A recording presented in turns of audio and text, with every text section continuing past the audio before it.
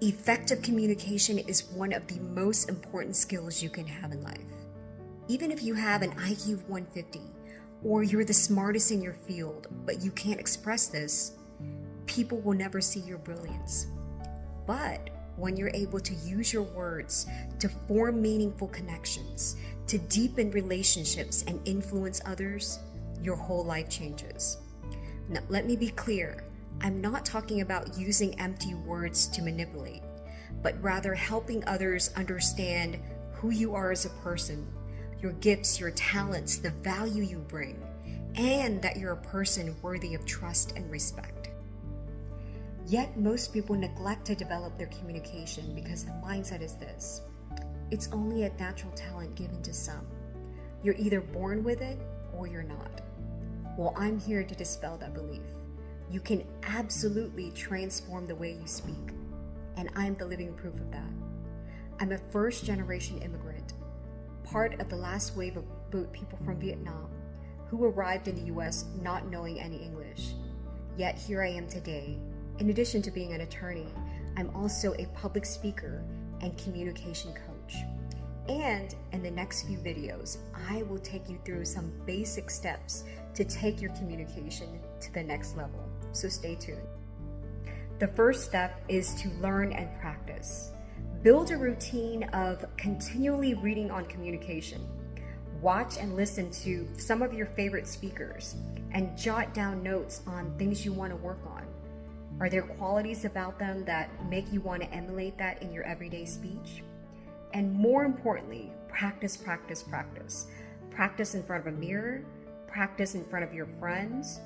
Record yourself, audio and video, and watch for your most distracting behaviors.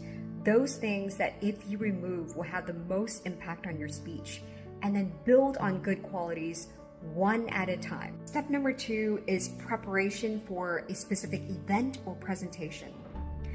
First, what is your core message and objective? Are you trying to persuade somebody to take a specific course of action or motivate and inspire a crowd? Next, you have to understand your audience and their wants and needs, because this will help you correctly shape the tone of voice you use, the words you choose, and even the volume at which you speak.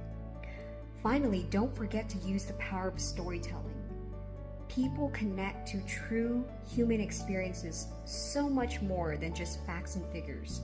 So, for example, if in an interview somebody says, "Give us an example of when you use creativity and innovation to solve a problem," instead of just rattling off accomplishments from a previous job, wouldn't it be much more effective to tell a story about how you helped rescue your mom and dad's family business in a very difficult situation?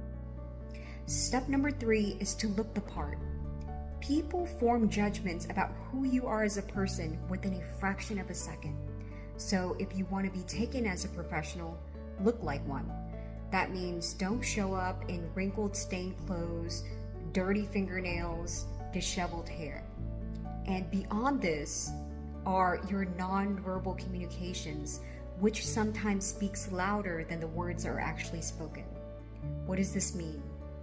Open body language, good eye contact, shoulders held back, standing up tall conveys confidence, competence, and trustworthiness. And finally, step number 4 is to be actively present in the moment.